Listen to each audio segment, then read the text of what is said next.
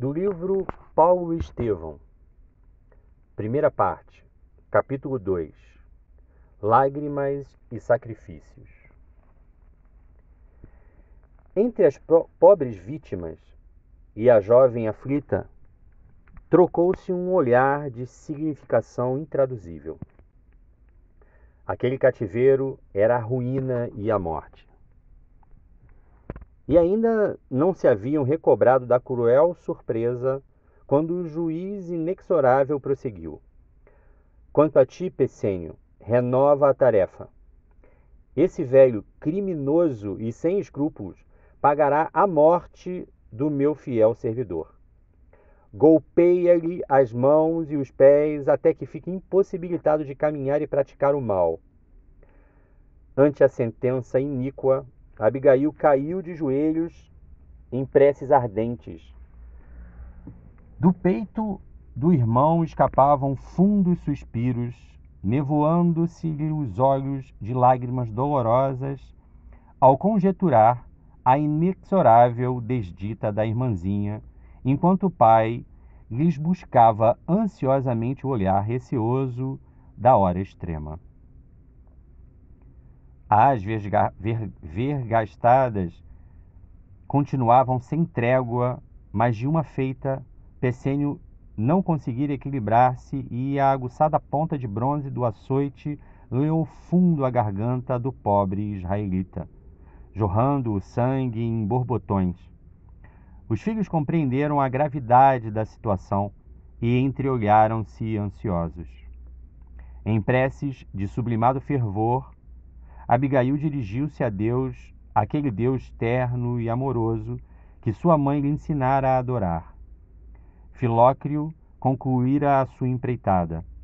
A fronte de Gesiel erguia-se a custo, exibindo pastoso suor tisnado de sangue.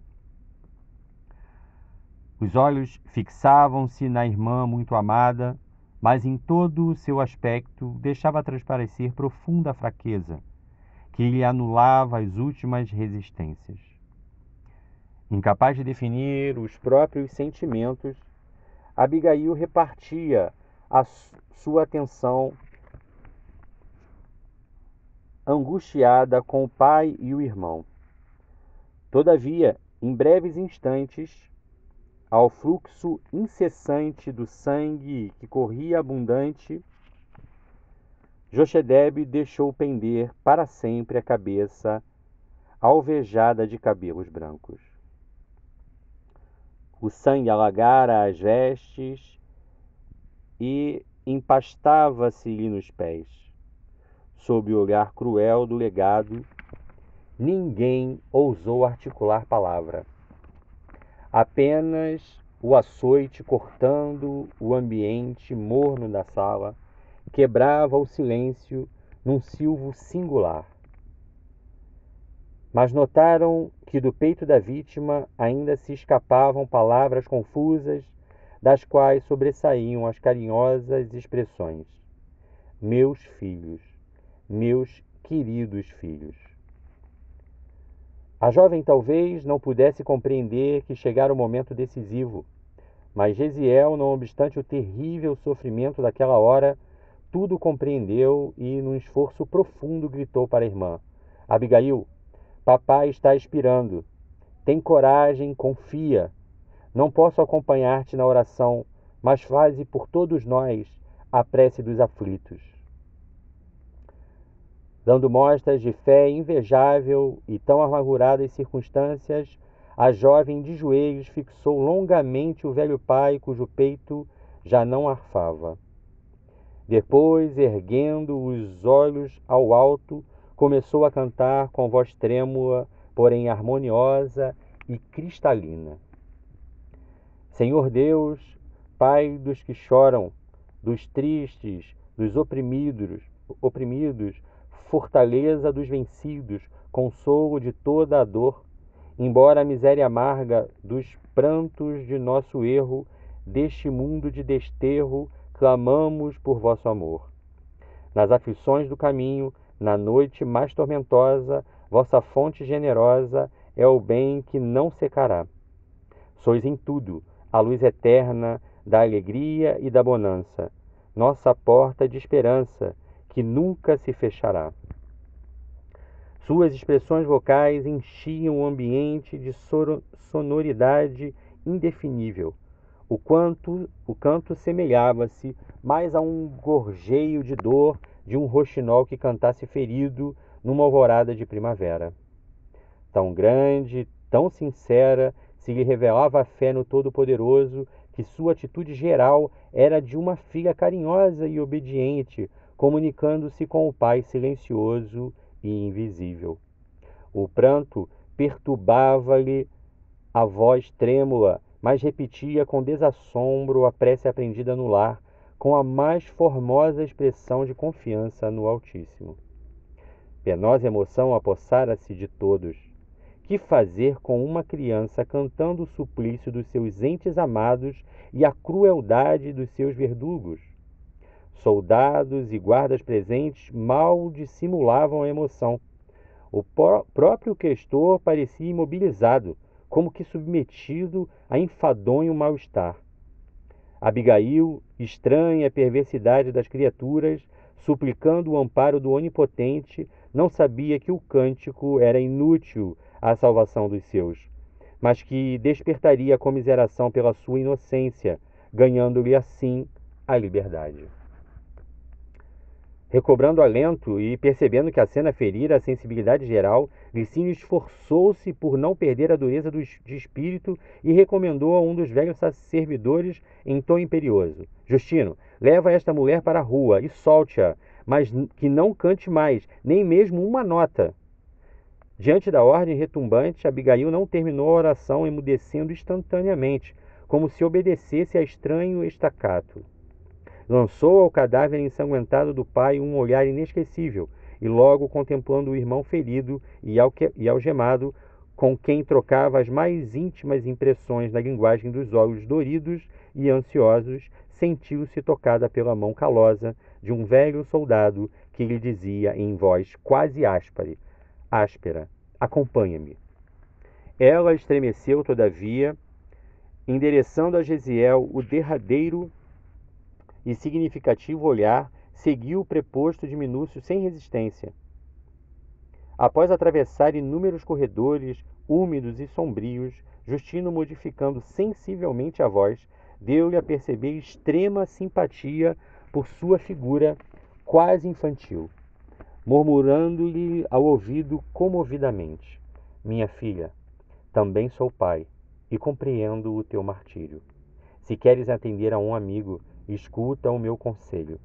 Foge de Corinto a toda a pressa. Vale-te deste instante de sensibilidade dos teus verdugos e não voltes aqui. Abigail cobrou algum ânimo e, sentindo-se encorajada por aquela simpatia imprevista, perguntou extremamente perturbada: e meu pai? Teu pai descansou para sempre, murmurou o generoso soldado. O pranto da jovem se fez mais copioso, borbulhando-lhe dos olhos tristes. Todavia, ansiosa por defender-se contra a perspectiva de solidão, perguntou ainda: mas e meu irmão? Ninguém volta do cativeiro das galeras, respondeu Justino com um olhar significativo. Abigail levou as mãos pequeninas ao peito, desejando afogar a própria dor. Os gonzos da velha porta rangeram vagarosamente, e o seu inesperado protetor exclamou, apontando a rua movimentada: vá em paz, e que os deuses te protejam. A pobre criatura não tardou a sentir o insulamento entre as fileiras de transeuntes que cruzavam apressados a via pública. Habituada aos carinhos domésticos no lar, onde o idioma paterno substituía a linguagem das ruas, sentiu-se estranha no meio de tantas criaturas inquietas, assoberbadas de interesses e preocupações materiais. Ninguém lhe notava as lágrimas, nenhuma voz amiga procurava inteirar-se das suas íntimas angústias. Estava só. Sua mãe fora chamada por Deus anos antes. Seu pai acabava de sucumbir covardemente assassinado. O irmão, prisioneiro e cativo, sem esperança de remissão. Apesar do sol do meio-dia, tinha a sensação de intenso frio. Deveria regressar ao ninho doméstico? Mas com que fim, se haviam sido expulsos? A quem confiar sua enorme desdita?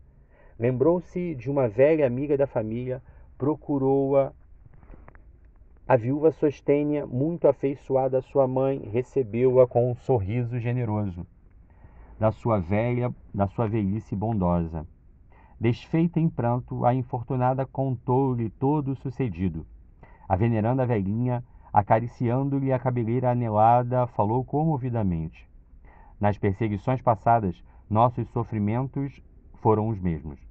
E dando a entender que não desejava reviver antigas e dolorosas reminiscências, Sostênia acentuou: é indispensável o máximo de coragem nas situações penosas como esta. Não é fácil elevar o coração em meio de tão terríveis escombros, mas é preciso confiar em Deus nas horas mais amargas. Que contas fazer agora que todos os recursos desapareceram? Por minha vez, nada te posso oferecer, senão o coração amigo, pois também aqui estou por esmola da pobre família que me agasalhou caridosamente na última tempestade da minha vida. Sostênia, disse Abigail suspirando, meus pais me prepararam para uma existência de corajoso esforço próprio. Estou pensando em recorrer ao legado e suplicar-lhe um cantinho da nossa chácara para ali viver uma vida honesta na esperança de reaver Gesiel e sua fraterna companhia. Que pensas a respeito?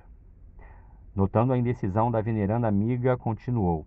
Sem saber, quem sabe o questor Licínio se condoerá da minha sorte. Minha resolução talvez o enterneça. Voltarei para casa e levar-te-ei comigo. Ser-me-ias uma segunda mãe para o resto da vida. Sostênia conchegou-a de encontro ao coração e acentuou de olhos úmidos. Minha querida, tu és um anjo, mas o mundo ainda é propriedade dos maus. Viveria contigo eternamente, minha boa Abigail.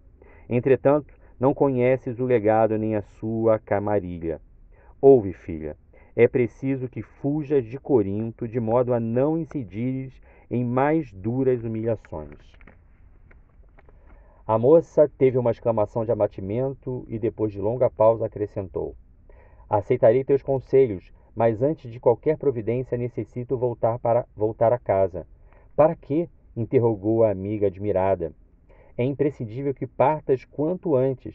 Não voltes ao lar. A esta hora é possível já esteja ocupado por homens sem escrúpulos, que te não respeitariam.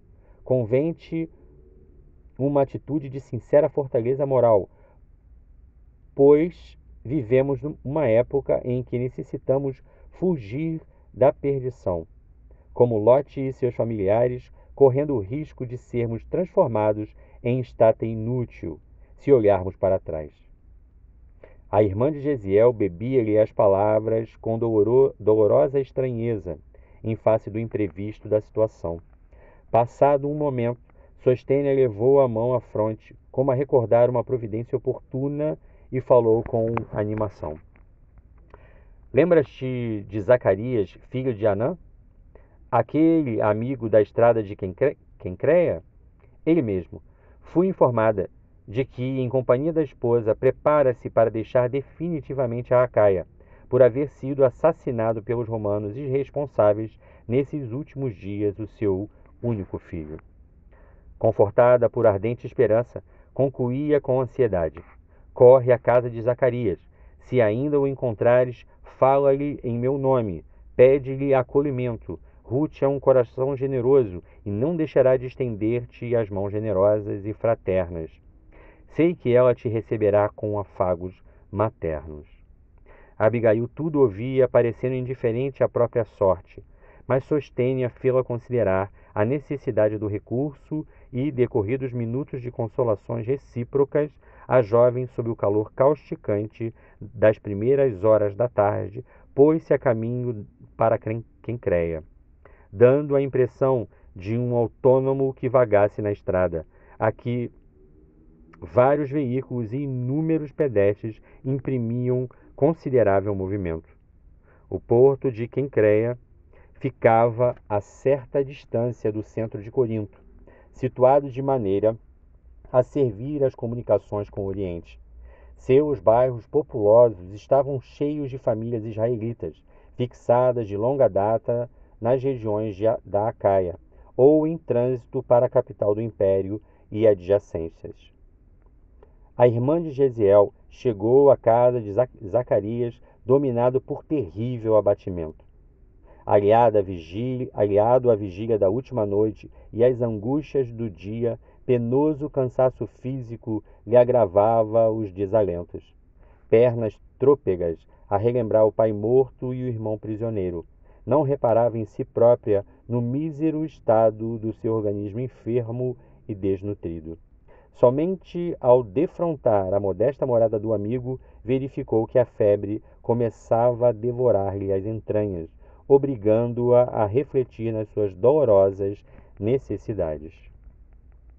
Zacarias e Ruth, sua mulher, atendendo ao chamado, receberam-na espantado e aflitos. Abigail, o grito de ambos revelava grande surpresa com o aspecto da jovem despenteada, face esfogueada, olhos fundos e vestes em desalinho. A filha de Jochedebe, perturbada pela fraqueza e pela febre, rojou-se aos pés do casal, exclamando em tom lancinante: Meus amigos, tende piedade do meu infortúnio. Nossa boa Sostênia lembrou-me do vosso afeto no trânsito doloroso por que passo. Eu, que já não tinha mãe, tive hoje meu pai assassinado e Gesiel escravizado sem remissão.